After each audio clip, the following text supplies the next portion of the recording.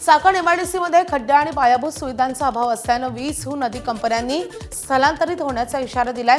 या पार्श्वभूमीवर उद्योगमंत्री उदय सामंत 16 तारखेला चाकणमध्ये जाणार आहेत। उद्योजकांच्या समस्या चर्चेपुरत्या मर्यादित न ठेवता त्यावर मार्ग काढू असंही सामंतांनी म्हटलंय। दरम्यान उदय सामंत चाकणमध्ये येणार असल्यानं आता अधिकारी खडबडून जागे झालेत।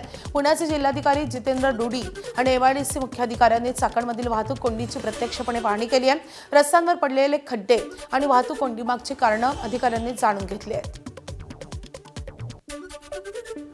चाकण एमआयडीसीच्या बाबतीमध्ये मी स्वतः आता गाडीमधून येताना तिथले जे पदाधिकारी आहेत कुलकर्णी यांच्याशी सविस्तर चर्चा केली।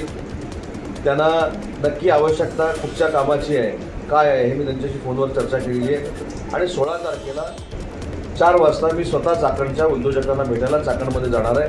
तिथल्या भागाची पाहणी करायला जाणार आहे। परंतु तिथे पण बघा ठीक आहे, राग उद्योजकाला येऊ शकतो, रागाप्रती विकास होण्यासाठी तो काहीतरी बोलू शकतो, पण त्यांच्या खांद्यावर बंदूक ठेवून ताबडतोब ही चाकणचे 40 उद्योग बाहेर गेले।